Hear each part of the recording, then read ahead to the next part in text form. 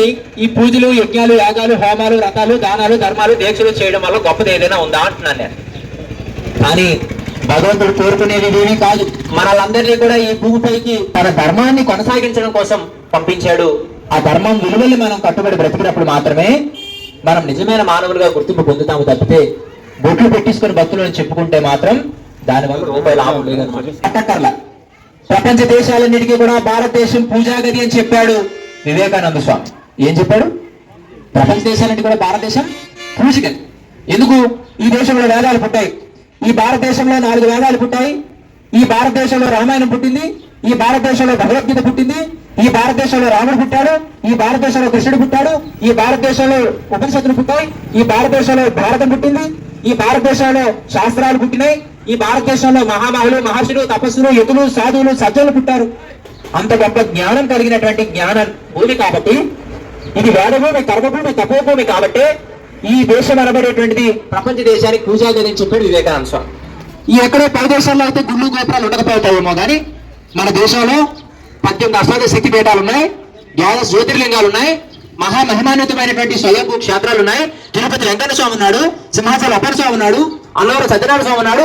ఆడుగడుగులో కూడా దేవాలయాలు. భగవంతుడు మన కోసం ఉన్నాడు. కానీ భగవంతుడు మన కోసం ఉన్నాడు, తను ఏం చేయాలో తన సమయం బట్టి చేస్తున్నాడు. కానీ మనం భగవంతుడికి ఏం చేస్తున్నాం అనే ప్రశ్న మనం వేసుకోగలగాలి. నేను రోజు కూడా వదిలేసి పూజ చేస్తాను స్వామి, మరి దేవుడికి నేను ఏదో చేసిస్తున్నట్టే కదంటే కాదు. నువ్వు పూజ చేసినప్పుడు పక్కింటా మలగైపోయి, పొరిగింటా నిలగైపోయి అని చెప్పి స్వార్థంతో పూజ చేయడం వల్ల ఆ పూజ భగవంతుడికి చెల్లదు. కానీ మనం చేయవలసింది ఏమిటి? ధర్మాన్ని పాటించాలి. ఏం పాటించాలి? ఏడు స్వామి ఎంతసేపు ధర్మం ధర్మం ధర్మం అంటారు. ఏంటి ఆ ధర్మం అంటే? ధర్మం అంటే మర్మం లేకుండా జీవించడమే ధర్మము. ఈ రోజు ప్రతి ఒక్క మనిషిలో కూడా మర్మం దాగి ఉంది. ప్రతి ఒక్క మనిషి ముఖం మీద ఒక మాట ఆడుతున్నాడు, వీపు మీద ఒక మాట ఆడుతున్నాడు, కడుపులో ఒక మాట దాచుకుంటున్నాడు, మనసులో ఒకటి దాచుకుంటున్నాడు, మెదడులో ఒకటి దాచుకుంటున్నాడు, నోటితో మాత్రం ఒకటి అంటున్నాడు. ఇవన్నీ కూడా వారి అవసరాలు తీర్చుకోవడం కోసం అవకాశవాదం తత్వంతో ప్రతి మనిషి మర్మంతోనే బతుకుతున్నాడు తప్పితే ధర్మంతో కాదు.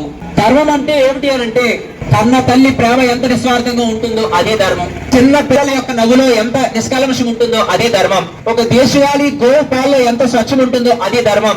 ఆఖరికి ఒక దీపం ఎంత ప్రకాశవంతంగా ఏ రకమైనటువంటి యొక్క పక్షపాతం లేకుండా వెలుగు జ్యోతిని ప్రకాశాన్ని చూపిస్తుందో అదే ధర్మం. పున్నమి నాడు చంద్రుడు ఎంత దేదీప్యమానంగా, ఎంత అందంగా, ఎంత ప్రశాంతాన్ని, ఆనందాన్ని ఇస్తాడో అదే ధర్మం. ఆ రకమైనటువంటి లక్షణాలన్నీ కలిగి ఉన్నదే మన హిందూ ధర్మం.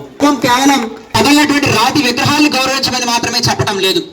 కదిలే ప్రతి మనిషిని ప్రేమించండి, కదిలే ప్రతి జీవిని మీరు ప్రేమించండి. కదిలే మనుషుల్ని, జీవుల్నే కాదు, కదలినటువంటి కొండల్ని, గట్టుల్ని, వాగుల్ని, వంకల్ని అన్నిట్లో కూడా దైవాన్ని గుర్తించండి అని చెప్పి